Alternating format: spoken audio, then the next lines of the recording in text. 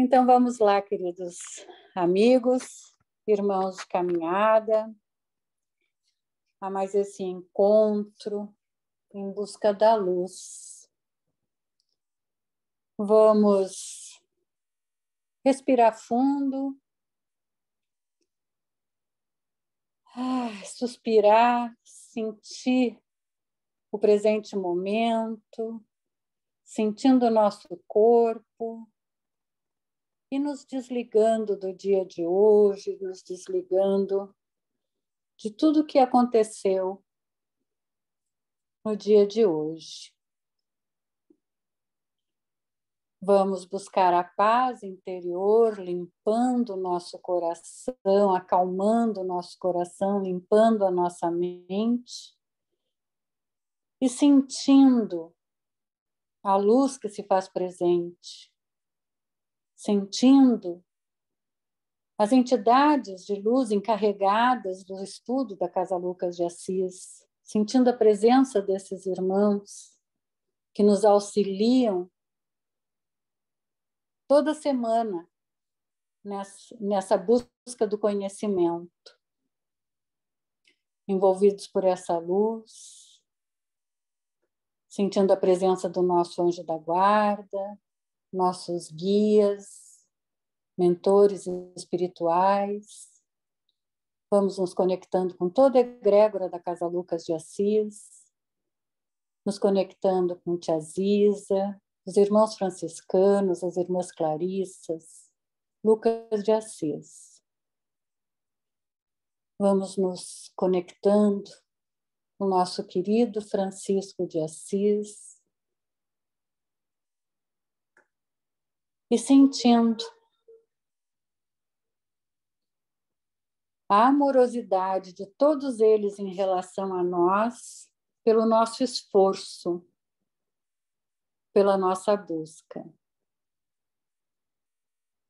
Deus, nosso Pai, que tem poder e bondade, dai força àquele que passa pela provação, dai luz àquele que busca a verdade.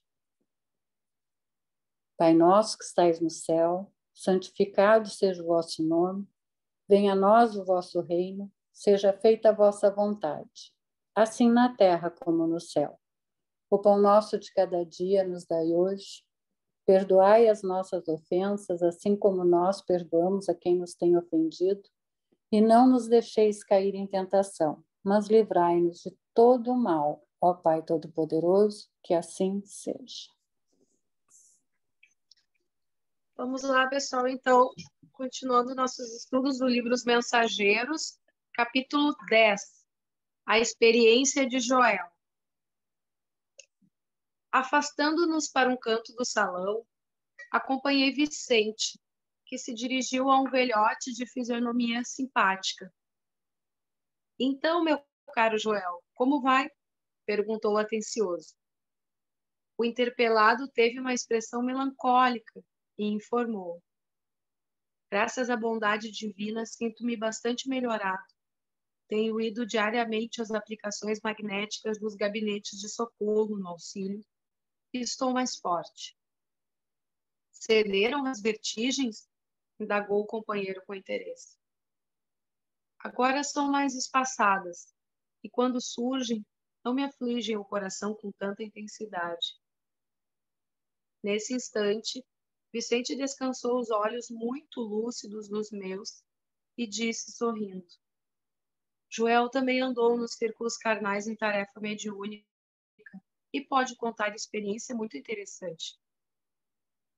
O novo amigo, que me parecia um enfermo em princípios de convalescença, esboçou um melancólico sorriso e falou.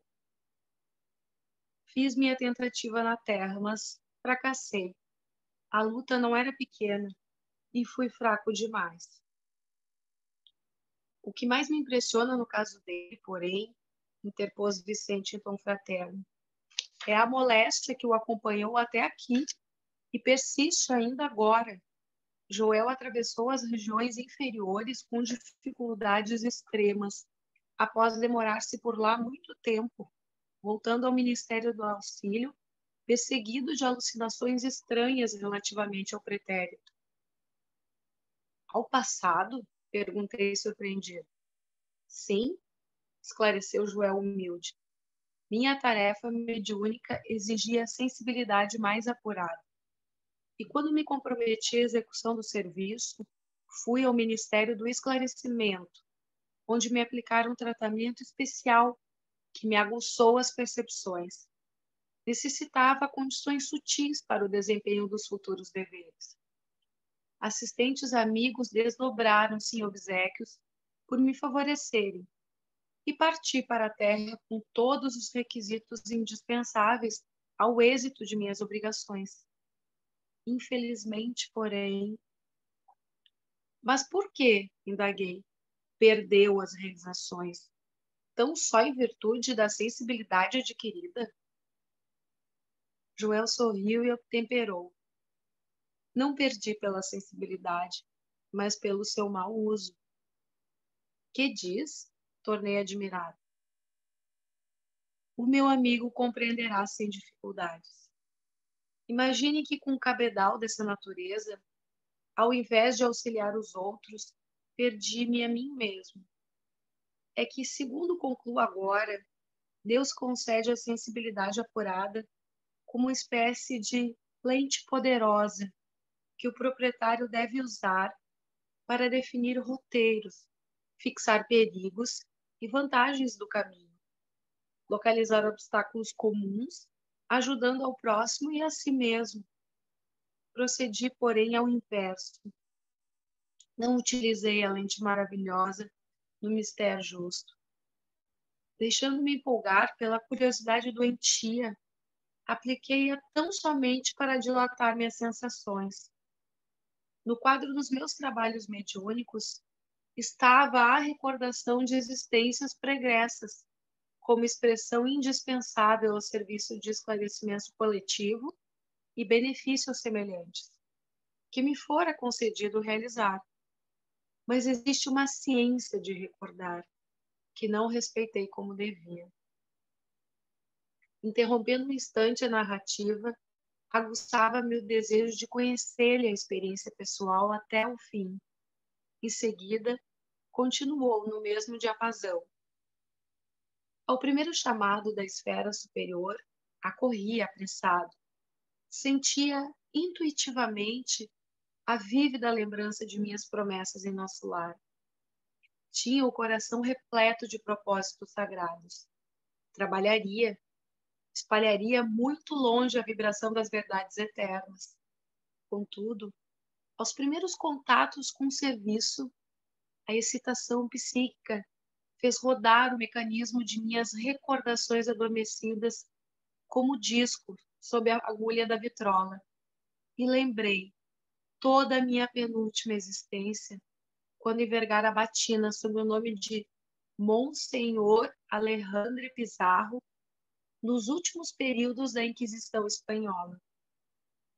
Foi então que abusei da lei sagrada a que me referi. A volúpia das grandes sensações, que pode ser tão prejudicial como o uso do álcool que embriaga os sentidos, fez-me olvidar os deveres mais santos. Bafejaram-me claridades espirituais de elevada expressão. Desenvolveu-se-me a clarividência, mas não estava satisfeito senão com rever meus companheiros visíveis e invisíveis no setor das velhas lutas religiosas. Impunha a mim mesmo a obrigação de localizar cada um deles no tempo, fazendo questão de reconstituir-lhes as fichas biográficas, sem cuidar do verdadeiro aproveitamento no campo do trabalho construtivo. A audição psíquica tornou-se-me muito clara. Entretanto, não queria ouvir os benfeitores espirituais sobre tarefas proveitosas, e sim interpelá-los ousadamente no capítulo da minha satisfação egoística. Despendi um tempo enorme, dentro do qual fugiam os companheiros que me vinham pedir atividades a bem do próximo. Engolfado em pesquisas referentes à Espanha do meu tempo, exigia notícias de bispos, de autoridades políticas da época de padres amigos que haviam errado tanto quanto eu mesmo. Não faltaram generosas advertências. Frequentemente, os colegas do nosso grupo espiritista chamavam minha atenção para os problemas sérios de nossa casa. Eram sofredores que nos batiam à porta, situações que reclamavam testemunho cristão. Tínhamos um abrigo de órfãos em projeto, um ambulatório que começava a nascer e, sobretudo, serviços semanais de instrução evangélica nas noites terças e sextas-feiras. Mas qual eu não queria saber senão das minhas descobertas pessoais.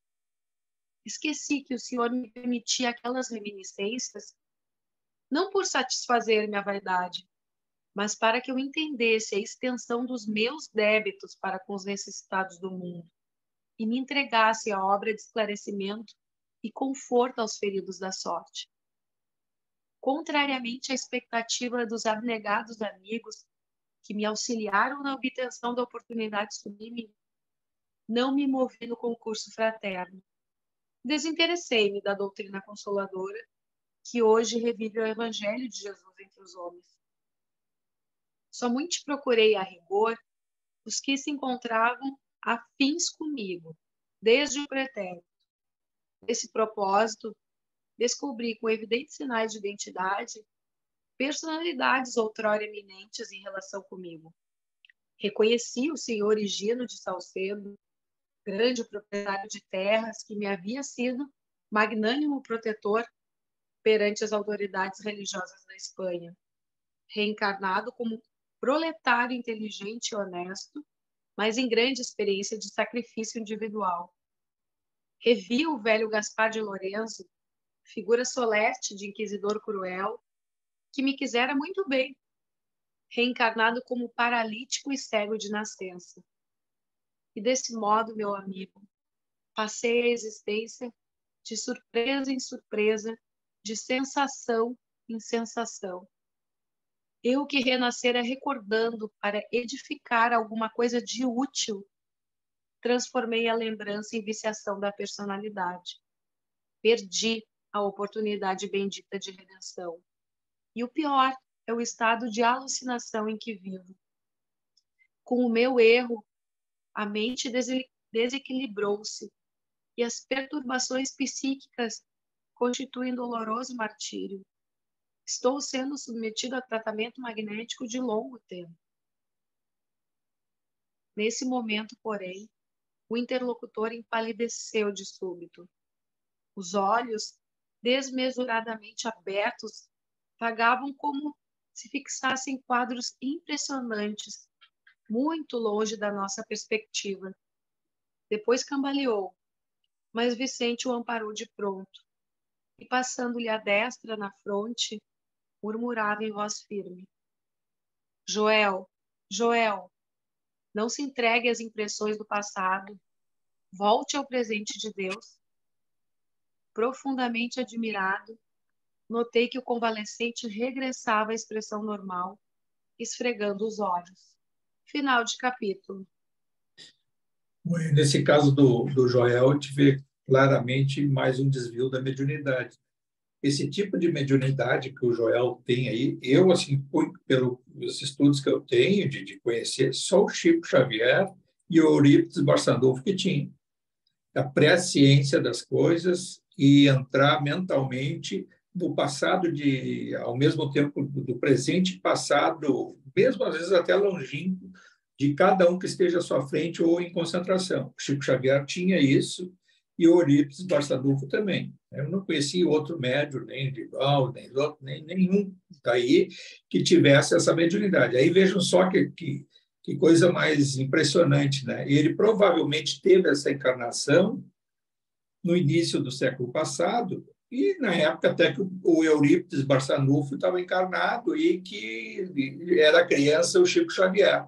Muito provavelmente, se ele tivesse usado pelo lado bom a mediunidade e seguido a doutrina, sob o ponto de vista até na disciplina e dedicação diuturna, né? Quase que uma doação da sua própria vida para a doutrina, como foi o Chico Xavier e até o Eurípides, só que o Eurípides desencarnou cedo, com 38 anos. Agora, é coisa assim, um relato impressionante, né? E é aquele que olha, por exemplo, o Chico Xavier olhava para a pessoa, mas ele muitas vezes ele silenciava, aliás, grande parte das vezes silenciava.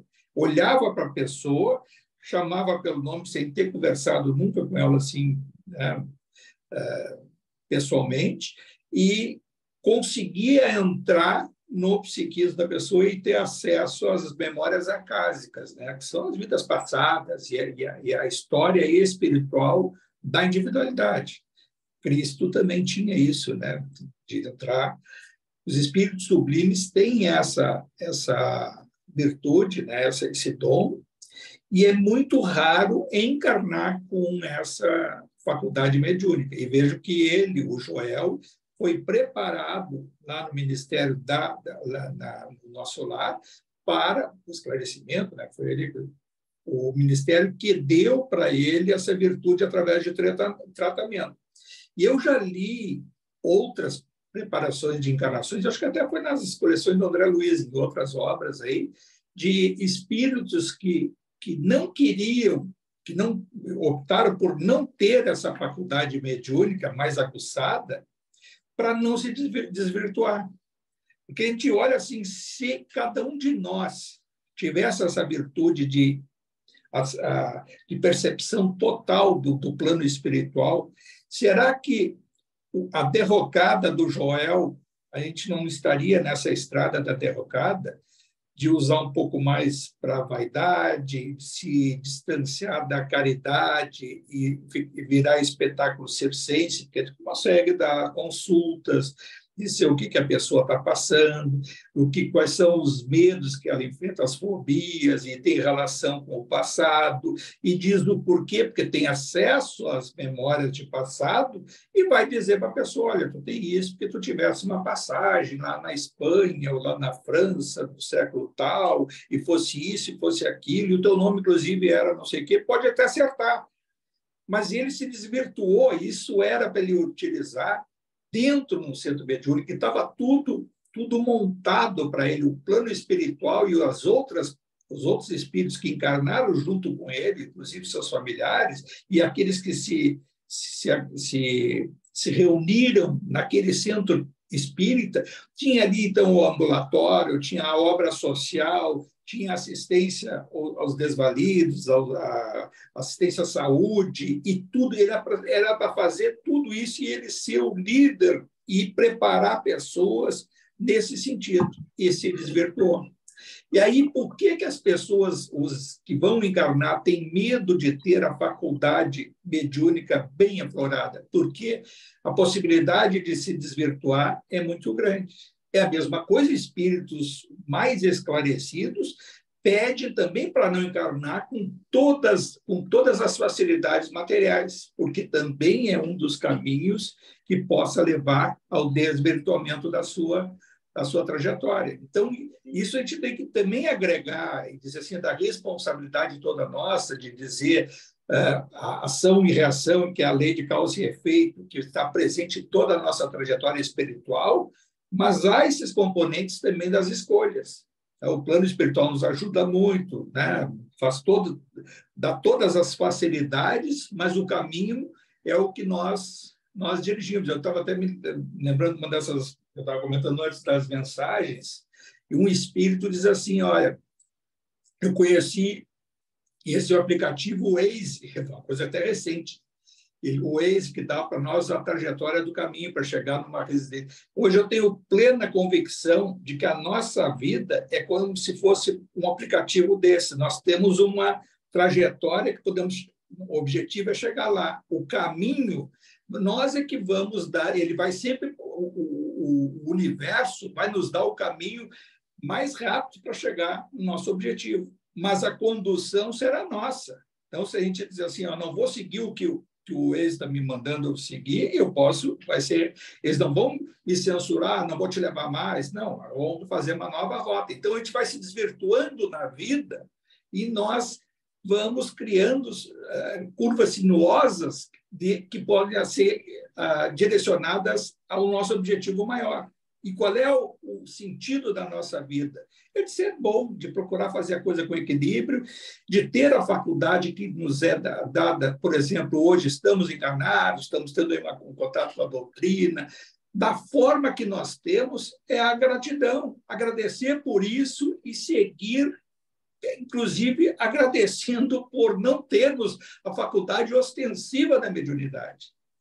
Porque nós temos a sensação de estar no caminho certo, mas a responsabilidade ela é proporcional ao qual nós estamos inseridos na nossa vida, né? Porque quem muito foi dado, muito será cobrado. Então, dizer assim, eu acho que o mais triste, o mais assim difícil assim de perceber e de aceitar são essas pessoas que têm a mediunidade extremamente ostensiva, afloradas, e através do medo, da renúncia, da fuga, acabam se distanciando de coisas que muitas vezes até foi pedido do plano espiritual, ou já é consequência de outros descaminhos da nossa jornada anterior. Provavelmente, lá adiante, as encarnações serão mais ostensivas, o canal intuitivo está muito aflorado e a intuição ela vai assumir um papel que vai extravasar todas essas faculdades ostensivas, que através da intuição nós vamos aprender a entrar nesse psiquismo tanto de passado como do presente, mas em sintonia com a nossa missão e com o que é o nosso propósito naquele momento, que é o de ajudar. E isso a gente não pode ter ainda, né, de uma forma disseminada, porque as pessoas não têm essa vibração, nós todos não temos esse preparo psíquico ainda de saber bem usar as faculdades mediúnicas. Mas que espíritos que estão vindo aí, essas crianças que estão vindo aí, boa parte já tem um psiquismo bem aflorado e vai ser um progresso nessa área aí gigantesco em relação ao que foi para nós, né, 30, 40 anos atrás e que está sendo hoje. Eu acho Francisco, que é isso. Fala. Francisco, eu queria voltar ali na parte da mediunidade, né, ostensiva, né, principalmente desse espírito, né, que sofreu e sofre bastante, né, e provavelmente deve estar encarnado de novo, sofrendo as consequências daquela outra existência. Mas uma das coisas assim que a gente vê muito, principalmente dentro de uma casa espírita, né, e tu vê os principais palestrantes, tu vê nos livros, na grande maioria dos livros, né, que repetem, né, as mesmas coisas que a gente tem que estudar, né, como repetiu o Emmanuel, que disciplina, né, e, enfim. E parece que existe uma fascinação, tá, coletiva, tá, uma fascinação coletiva, principalmente dentro das casas espíritas, né, pelos médios. E tu vê muitas vezes que o médio que tem que é mais ostensivo, ou que recebe, ou que tem, né, essa situação, a casa até é uma coisa assim muito chega a ser uma coisa muito infantil, né, no geral da mediunidade, entendeu? Muito infantil assim de todos nós, né, médiums, que a gente acha que aquilo é um grande dom, né? Que aquilo é um grande diferencial do médium, mas muitas vezes é bem dentro daquilo que tu falou. Aquilo ali é uma oportunidade, né, como o Waze que tu comentou, é uma oportunidade única de tu te livrar de situações onde tu te colocou nas outras existências, né? Então, a mediunidade ostensiva, ela pode ser uma grande armadilha, né? Uma grande armadilha. Então, assim, a gente tem que tomar muito cuidado, principalmente quem é ostensivo, e também tomar muito cuidado quem não é ostensivo, que tem aquele desejo de entender ou de ouvir os espíritos, ou de ficar, né, naquela fascinação assim, de ver aquele mundo da roda mediúnica, o que está acontecendo, ou tentar tentar ou querer ficar ouvindo coisas ou tentando entender coisas que muitas vezes a gente não recebeu, né, essa situação da mediunidade ostensiva, porque também está passando por um momento, de repente já deve ter usado em algum momento a mediunidade para situações que não eram positivas, né? E agora perdeu ela também, né? Isso aí não perdeu, agora, né? Mas deixou de... Essa parte até da fascinação vai se repetir agora nesse caso do Bellarmino aí, e a gente vai poder até desenvolver isso. Agora, também fica nessa do Joel a capacidade que ele percebeu, sem naquela época saber que estava fazendo isso, mas fazia, a terapia de vidas passadas, a TVP. Então, ele, na realidade, quando ele tinha acesso ao passado de cada um que ele atendia, e ele achando que conseguia dominar e fazia até uma peneira nos espíritos que ele ia atender, e ele meio que passou a exigir desses espíritos qual é o resultado que ele queria. E ele passou também a permitir nesse centro, né, porque isso aí tem na realidade, esse caso do Joel, ele até foi discutido uma vez, aliás, vários casos da obra do André Luiz, né? Aquele lá do Sergismundo, aquela reencarnação dele, tá? Foram objeto de estudo de seminários espíritas. E esse caso do Joel, que dá com mais detalhes, que aí, na época, até que outros médios, o Geraldinho, aquele comentava dos casos do Mensageiros, vários dos casos que eles perguntavam para o Chico Xavier, disse, né? Aí foi tudo muito filtrado, mas os desabafos desses espíritos teve outros pormenores. Como eu já falei, aquela do irmão Jacob, né? Lembra do Jacob, quando ele foi dizer algumas coisas, assim, não, é desnecessário dar mais detalhes. Mas ele disse muito mais do que saiu no livro, quando ele fez aquele exame de consciência dele, para aquela uma terapia de grupo lá, que ele acaba contando os seus erros à frente da filha dele e de outros ali, né? E aí foi um desabafo que ele se sentiu muito mais leve, que é um processo que um dia nós vamos passar. Não quer dizer que vai ser logo depois de desencarnar, vai ser mais adiante. A gente vai se sublimar quando a gente conseguir tirar o véu e dizer com toda assim, mesmo que dolorido, as nossas faltas, e isso sendo dito por pessoas que fraternalmente vão poder ouvir e compensar tudo isso com um alívio que nós recebemos. Hoje a gente não pode dizer tudo para todo mundo, né? E nem sei se para alguns, sei lá. Então, isso no plano espiritual não quer dizer que é logo no além-túmulo, mas mais adiante, tirar o véu e ter forças para poder se sublimar contando as suas mazelas. Mas é isso, vamos tentar ver agora então com o Bellarmino, e depois a gente comenta mais sobre as nossas coisas dentro de um centro espírita, que eu acho que é muito importante esse do doutrinador aí, a gente fala mais coisas. Vamos lá, então, capítulo 11. Bellarmino, o doutrinador. As lições eram eminentemente proveitosas. Traziam-me novos conhecimentos e, sobretudo, com elas, admirava cada vez mais a bondade de Deus que nos permitia a todos a restauração do aprendizado para serviços do futuro. Muitos de nós havíamos atravessado zonas purgatoriais de sombra e tormento íntimo, uns mais, outros menos. Bastara, contudo, o reconhecimento de nossa pequenez, a compreensão do nosso imenso débito, e ali estávamos, todos, reunidos em nosso lar, reanimando energias desfalecidas e reconstituindo programas de trabalho.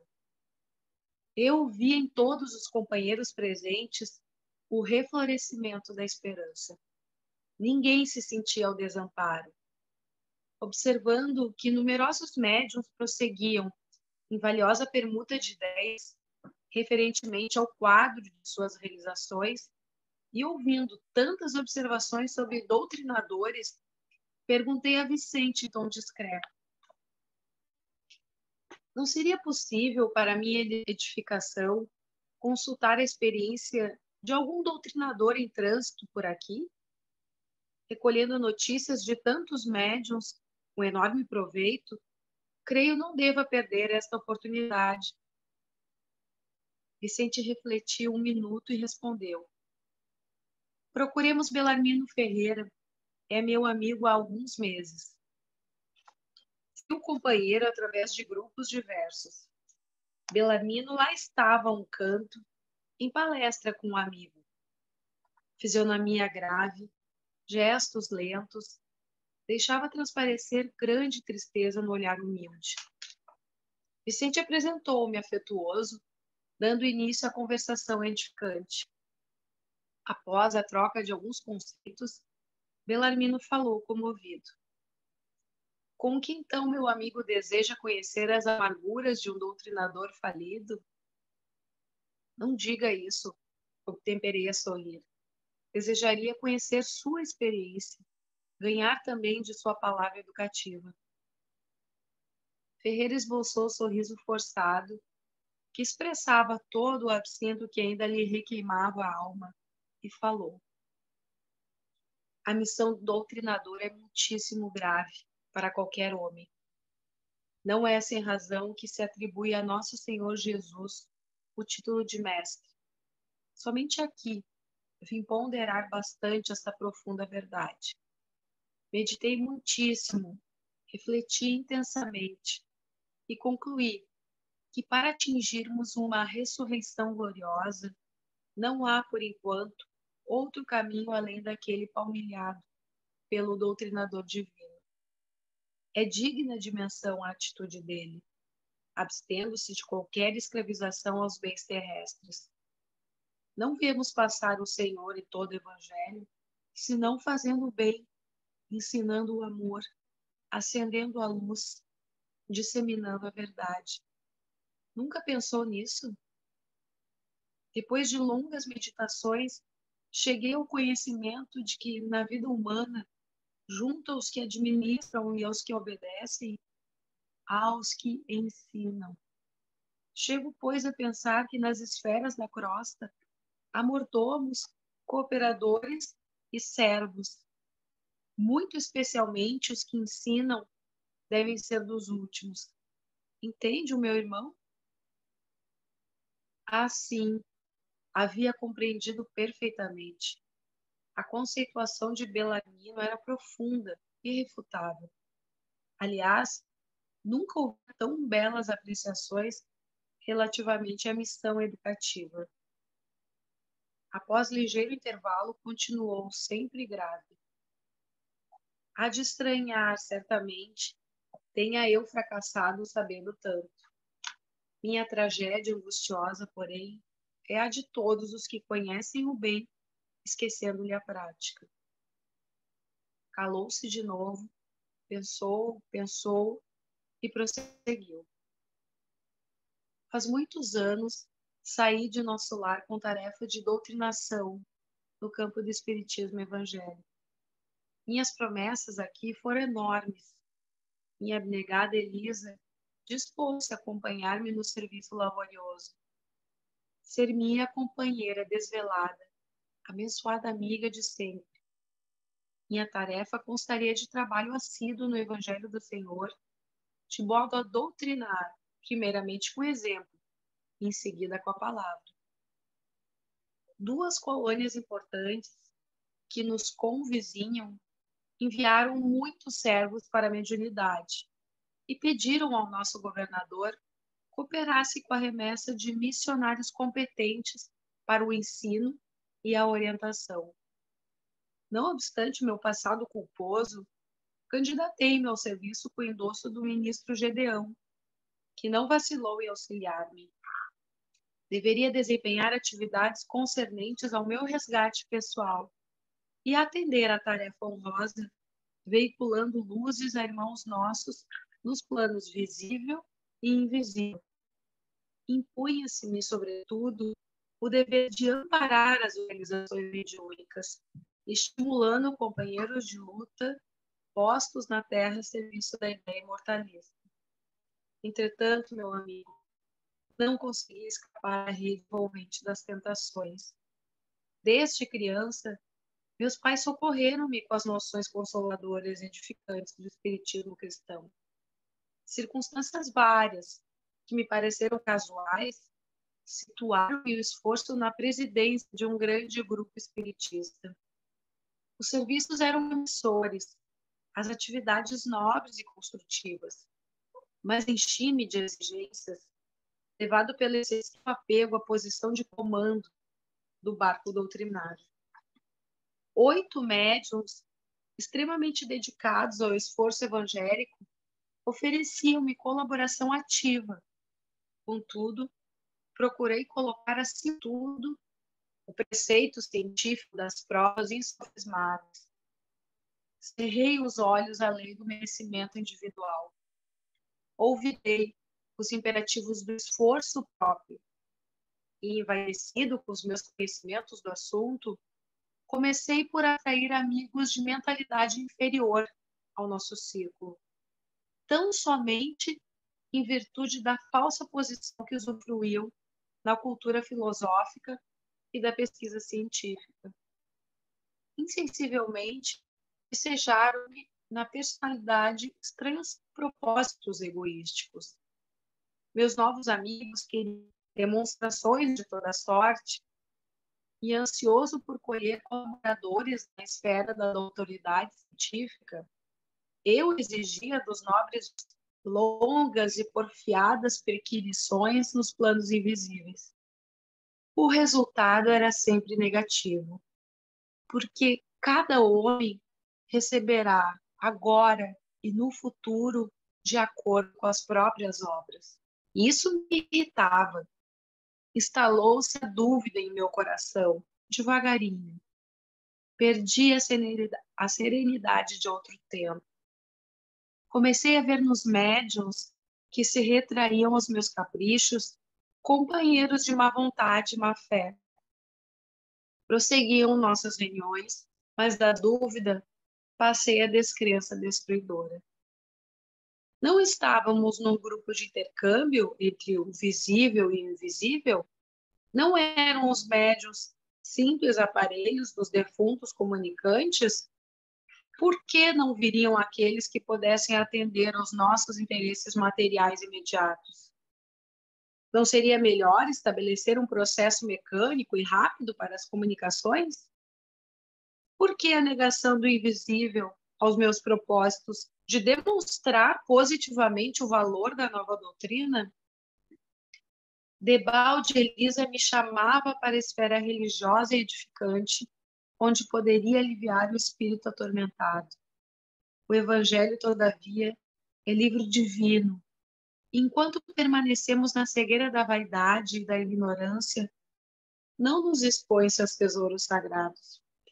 Por isso mesmo, taxava-o de velharia e de desastre em desastre, antes que me firmasse na missão de ensinar. Os amigos brilhantes do campo de cogitações inferiores da Terra arrastaram-me ao negativismo completo. Do nosso agrupamento cristão, onde poderia edificar construções eternas, transferi-me para o movimento, não da política que eleva, mas da politicária inferior, que impede o progresso comum e estabelece a confusão nos espíritos encarnados. Por aí estacionei muito tempo, desviado dos meus objetivos fundamentais, porque a escravidão ao dinheiro me transformara os sentimentos. E assim foi, até que acabei meus dias com uma bela situação financeira no mundo e um corpo crivado de enfermidades, com um palácio confortável de pedra e um deserto no coração. A revivescência de minha inferioridade antiga religou-me a companheiros menos dignos no plano dos encarnados e desencarnados. E o resto, o meu amigo poderá avaliar. Tormentos, remorsos, expiações. Concluindo, asseverou: mas como não ser assim? Como aprender sem a escola, sem retomar o bem e corrigir o mal? Sim, Belarmino, disse abraçando, você tem razão. Tenho a certeza de que não vim tão só ao centro de mensageiros, mas também ao centro de grandes lições.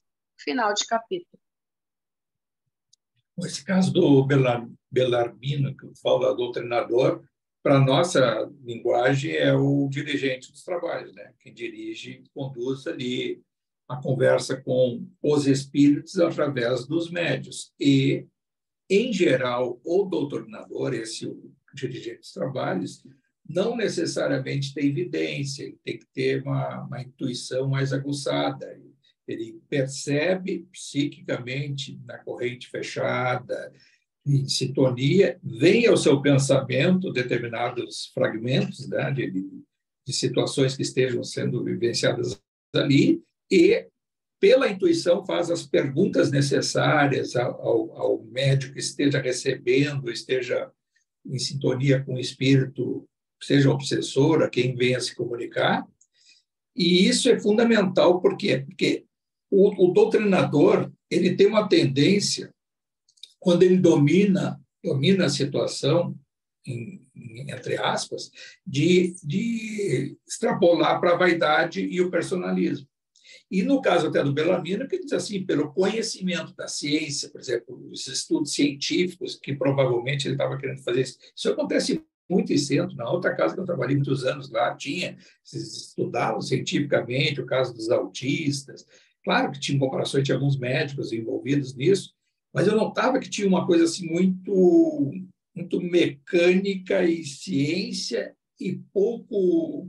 Não é querendo julgar os outros, mas um pouco amor, sabe? Aquela coisa do sentimento, que era uma coisa muito mecânica. Eu utilizava a apometria, que a apometria tem esse mais ou menos, não é problema, né? Essa situação é impor a energia, direcionar a energia, e muitas vezes falta o algo a mais, que é a vibração do amor. Isso a gente tem que ter muito cuidado.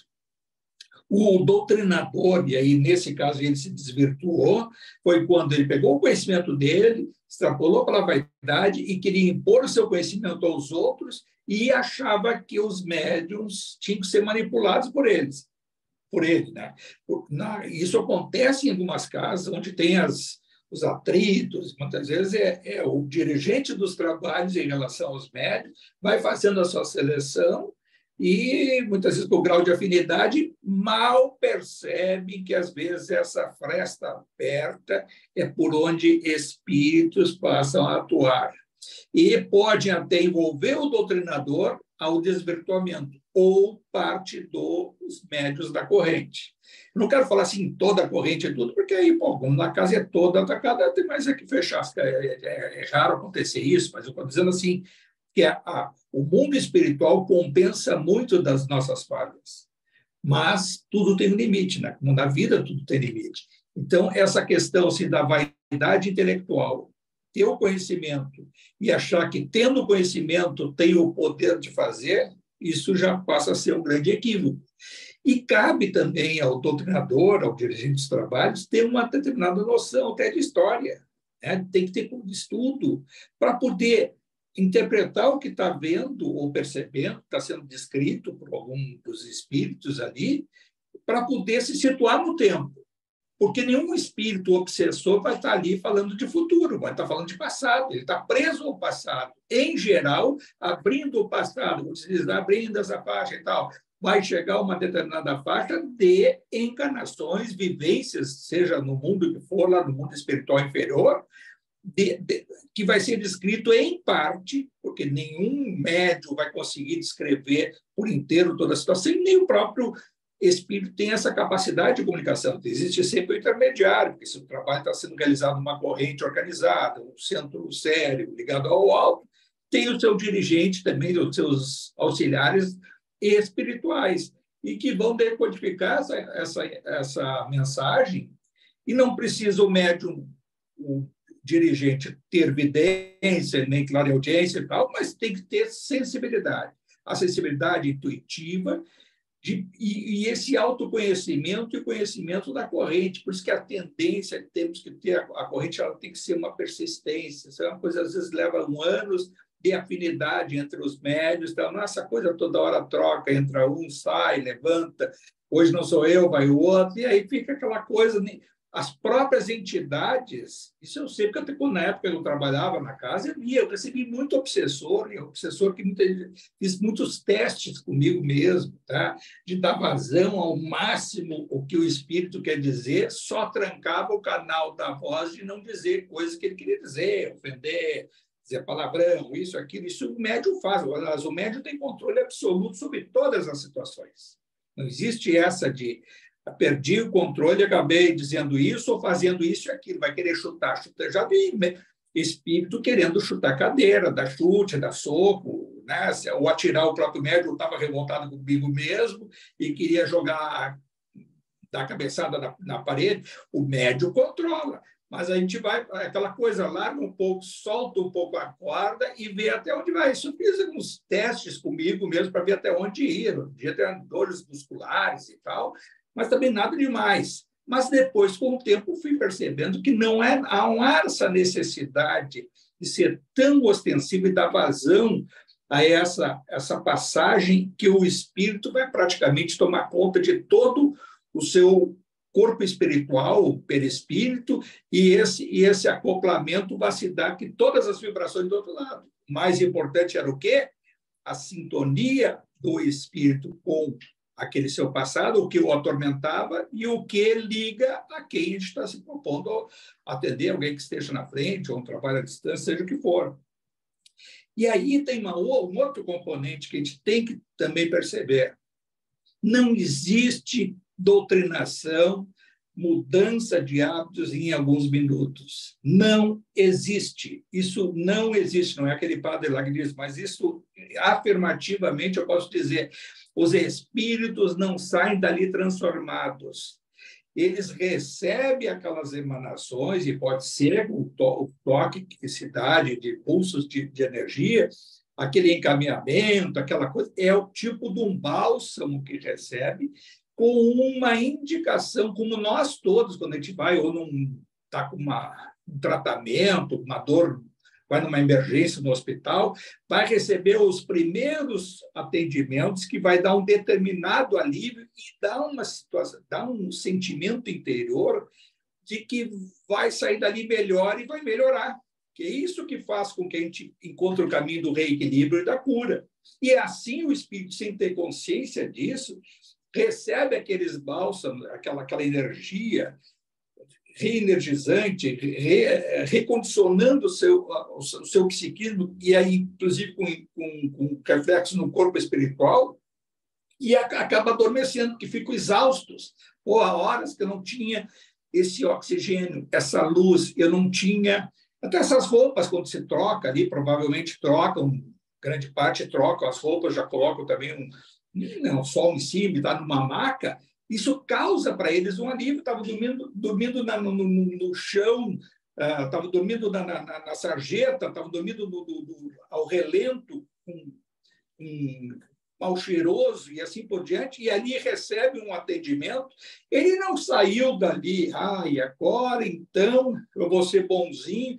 Tudo aquilo que me gerou essa causa, essa ação e reação, causa e efeito, que eu estava tendo esse efeito no meu dia a dia, eu amanhã estou libertado. Não existe isso. Existe um contato ao esclarecimento e levar, e vai ter recaída, muito provavelmente, porque depois te esperta lá no local, numa área dessas intermediárias, que são os pronto-socorros, são as áreas de restabelecimento, pode ser até o próprio nosso lar tinha lá, onde foi o André Luiz e tudo, naqueles pronto-socorros lá embaixo, né, que eles chamavam lá, que as enfermarias, vai ser um local desse, conforme a situação individual, e lá vai depender, muitas vezes até se vai querer seguir no tratamento ou não. E alguns, boa parte deles até saem de lá e retornam. E não é assim, veio, se libertou.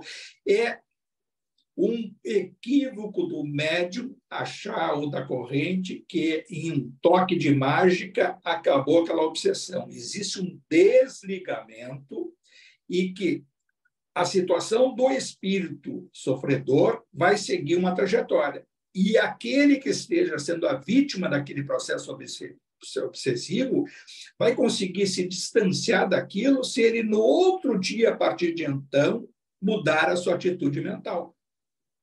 Ele que vai se desvincular da vibração daquele obsessor que está seguindo uma outra trajetória e, muitas vezes, até o processo do esquecimento desse obsessor lá vai distanciar daquele que buscou o seu atendimento, que também vai ter uma tendência à recaída. Por quê? Porque aquele intruso, aquele possível obsessor, em geral, ele tem o seu chefe, tem o seu líder, e esse líder não foi, muitas vezes, nem chega ali na corrente mediúnica, nem chega, o chefão nem chega ali. Naquela situação, às vezes tem uma ligação de passado individual daquele obsessor com a vítima e tem um chefe, e o chefe assistiu a coisa e não gostou. Ele vai apostar todas as fichas dele na recaída da vítima, daquele que buscou a consulta, buscou o atendimento. E, lamentavelmente, boa parte tem recaída, e aí segue essa coisa, mas é aquela coisa, né? Um processo, vai, vem e tal. Só tem uma situação na nossa vida que nos liberta, é mudar o padrão vibratório e dizer assim, eu vou procurar hoje, a cada minuto, ser bom. Vou procurar hoje ter o meu dia que eu possa chegar no final do dia, assim, não fiz mal para ninguém, não pensei mal para ninguém. Aí depois vai filtrar ainda mais o pensamento, mais e mais. Isso é um exercício que liberta o espírito. Pode receber, vai receber emanações, não é fácil, muitas vezes, dificuldadezinha, mas vai levando e leva em sintonia com o alto. Isso é que liberta. Não essa coisa de essa vida mecânica, mesmo na doutrina, mesmo ali no trabalho, vai toda semana lá, daqui a pouquinho está sentindo uma antipatia, tá, não posso olhar para fulano, que irritação que está me dando isso, tem acontecendo umas coisas estranhas, falta às vezes até de conversa sincera, os médios, né, os dirigentes, a casa, tem uma conversa, o que não está me fazendo bem? Eu gostaria de dizer isso, gostaria disso, aquilo, uma conversa tem que ser fraterna, e não grupos, porque os grupos que acabam levando à discordância humana, e nós envolvemos, às vezes, os espíritos que não tem nada a ver com situações individuais ou situações materiais do centro. Espírito superior não se mete e vê à distância essas coisas humanas do dia a dia. Não é com o espírito que se consulta para ver se vou ver o que a fulana disse em relação a isso, aquilo. Espírito superior não se mete em coisas mundanas. Coisas humanas, elas têm que ser resolvidas pela relação humana, né? Da capacidade de cada um de conversar, de liderar e de interagir com os outros, aceitando as divergências e se inserindo em determinadas... Às vezes, é o silêncio que nos traz a resposta. Eu acho que isso é muito importante, porque, como o Kiko até falou antes, a questão do doutrinador e do médico como um todo, tem a fascinação, porque fica assim, a gente vai encontrando, os resultados vão aparecendo e tudo, isso, então, vai lá tranquilo, vai lá, e aí já começa a dizer para outro, vai lá na casa, tenho certeza que vai te libertar. É certo que não vai ter certeza nenhuma, porque não é assim que funciona, e aí o médico achava, tá lá, tá demais, hoje atendemos esse, aquele, o cara, o que faz a pessoa mudar é o interior dela. Se a gente tiver a vocação de conseguir incutir isso em quem buscou atendimento, e que provavelmente até se tiver essa graça de, através da energia da corrente, de mandar emanações, energia, ectoplasma, para os possíveis espíritos, não precisa enxergar os espíritos, não precisa falar com eles, se for o caso, não precisa ter a visão do cenário, mas intuitivamente imaginar, pelo meu pensamento, pela minha vontade, mando luz acomodando como se fosse condensando, como se fosse flocos de algodão, o ectoplasma, e isso o plano espiritual utiliza para fazer esse trabalho intermediário do mundo dos encarnados com os desencarnados. E isso é assim que se dá um trabalho no centro espírita. Não precisa ter a descrição como um todo. Agora tem, aí, lógico, o dirigente tem que ter um determinado conhecimento e experiência para quando houver uma pergunta. Eu acho que todos os médicos, quando têm dúvidas sobre o trabalho, sobre o encaminhamento, o que se deu aqui hoje? Como é que foi isso? Poderia dizer? Não Não tem obrigação de saber tudo, mas dá um indicativo. Olha, aqui foi, se manifestou uma coisa. Intuitivamente, acho que isso aí foi uma coisa do passado, uma época assim, acaba vindo o dirigente quando está falando, e aí vem, vai aflorando, parece que alguém que está falando por ele, e essa percepção intuitiva vai descrevendo o fato. É uma coisa muito bonita e muito assim auspiciosa sob o ponto de vista do atendimento e da compreensão mútua da corrente, que é através da dúvida, através dos questionamentos, é que faz com que todos ali passam a crescer espiritualmente à luz da mediunidade.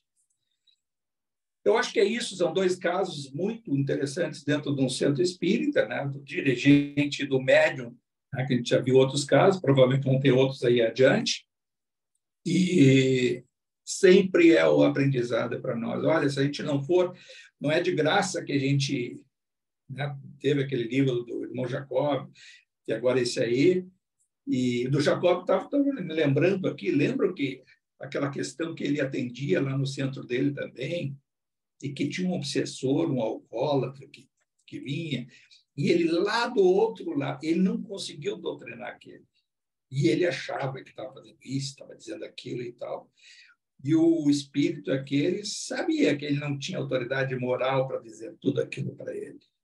E foram se encontrar lá do outro lado, num bar, ao lado de outro obsessor, e foi ali que ele passou a compreender bem. Vejam só o quanto não foi lá num centro espírita e ele teve a humildade de ir lá procurar esse obsessor lá num bar, e estava influindo, né, bebendo com outro alcoólatra, e ali se deu aquele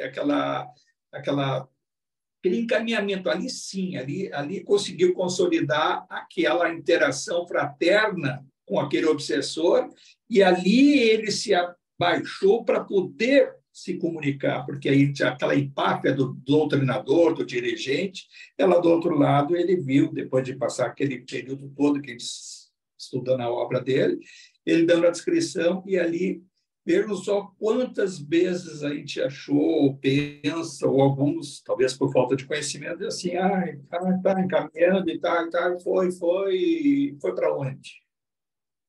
Saiu dali e está numa área, geralmente até está perto, até no plano espiritual, naquela região ali, o pronto-socorro é logo ali, e ali vai ser feita uma nova triagem para onde vai, e aí tem que ver qual espírito está ligado àquele, e quem é que vai dar sequência a isso tudo. Não é assim, foi. Então, isso é um dos equívocos que a apometria, isoladamente, pode dissociar muitas vezes, ou distanciar dessa energia mais fraterna, mais amorosa, que é necessária ao nossa conduta nas atividades mediúnicas.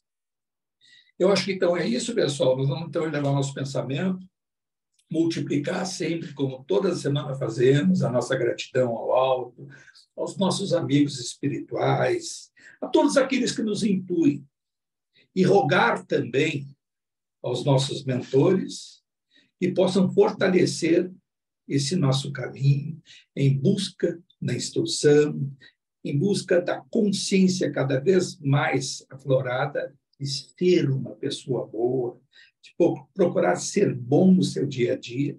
E onde nós cairmos, onde houver uma recaída, a gente possa se reerguer, compensar possíveis faltas e seguir adiante, sempre preparando o nosso advento, as outras dimensões espirituais, quando aprouver ao alto, a nos chamar. Estejamos todos sempre em sintonia com os nossos amigos espirituais. Pai nosso que estás no céu, santificado seja o vosso nome. Venha a nós o vosso reino, seja feita a vossa vontade, assim na terra como no céu. O pão nosso de cada dia que nos dai hoje. Perdoai as nossas ofensas, assim como nós perdoamos a quem nos tem ofendido. E não os deixeis cair em tentação, e livrai-nos de todo o mal, Senhor, e que assim seja.